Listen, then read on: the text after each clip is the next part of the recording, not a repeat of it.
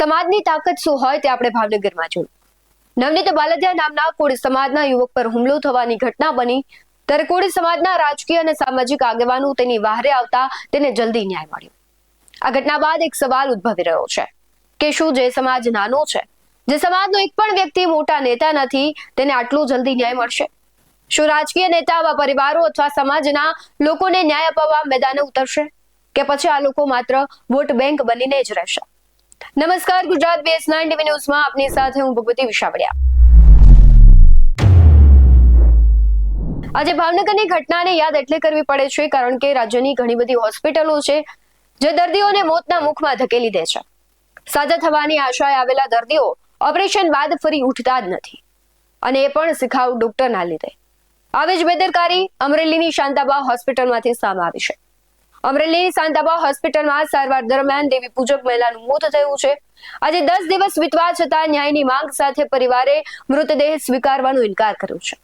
સાવરકુંડલામાં દેવી પૂજક સમાજના આગેવાનોએ મામલતદારને આવેદનપત્ર પાઠવી જવાબદાર ડોક્ટર સામે પોલીસને ફરિયાદની માંગ કરી છે.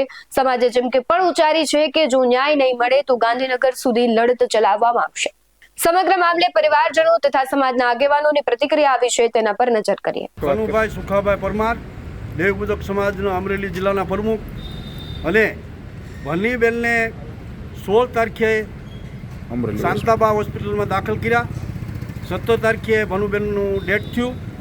અત્યારે ભાવનગર સરકારી હોસ્પિટલમાં 27 તારીખ લગન હજી ડેડ બોડી સડે છે, પણ હજી કોઈ તંત્રે એનો હજી વળતભાવ કે હજી કોઈ પૂછ્યું નથી.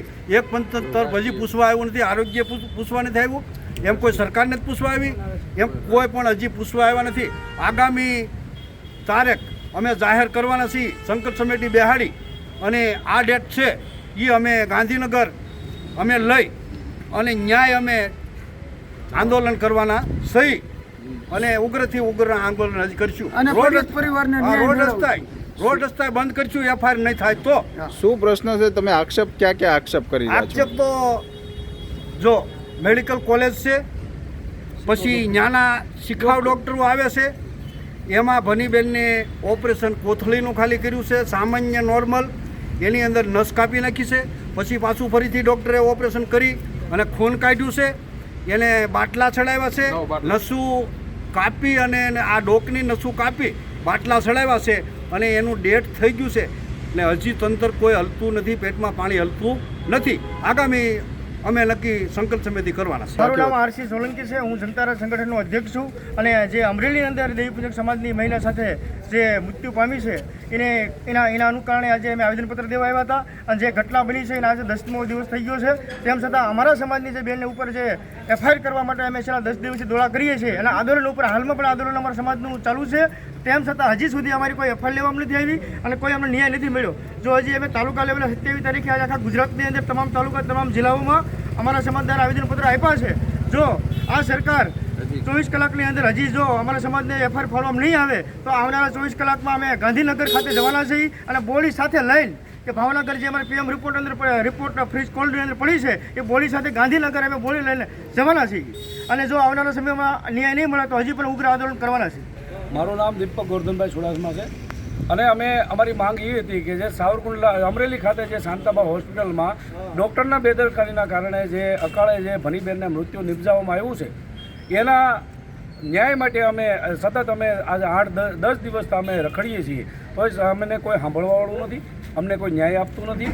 એ બાબતે જે અમે સાવરકુંડલા ખાતે મામલતદાર શ્રીને અમે કલેક્ટર શ્રીને અમે આવેદનપત્ર આપવા આવ્યા હતા. પરિવાર હોસ્પિટલના તબીબો પર આક્ષેપ લગાવી રહ્યો છે અને આગામી દિવસોમાં ન્યાય નહીં મળે તો લડત ચલાવવાની ચીમકી પણ આપી છે.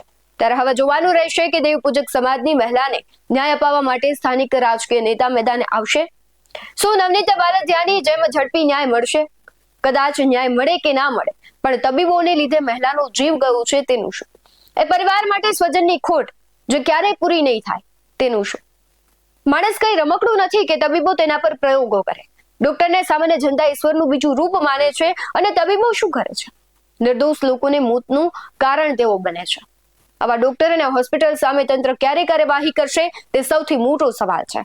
અને ખાસ રાજકીય અને સામાજિક નેતાઓને એક સવાલ છે કે શું આ લોકો માત્ર વોટ બેંક બનીને જ તમે એનો ઉપયોગ કરશો, કે જ્યારે ચૂંટણી આવે ત્યારે તમે તેમને સાચવશો અને ત્યારબાદ તેમના માટે એક અવાજ પણ નહીં ઉઠાવો, તેને ન્યાય અપાવશો કે નહીં, એ સૌથી મોટો સવાલ છે. હવે જોવું રહ્યું કે આ સાવરકુંડલાની મહિલા છે તેને ન્યાય મળે છે કે નહીં. આ ઘટનાને લઈને તમારું શું માનવું છે તે કમેન્ટમાં જરૂરથી જણાવજો. બાકી આવા જ વધુ અહેવાલો સાથે ફરી મળતા રહીશું. તમે અમારી યુટ્યુબ ચેનલને સબસ્ક્રાઇબ કરવાનું, અમને ફેસબુક અને ઇન્સ્ટાગ્રામ પર ફોલો કરવાનું ભૂલશો નહીં. બાકી અવનવી અપડેટ્સ મેળવવા માટે જોતા રહો BS19 ન્યૂઝ. નમસ્કાર.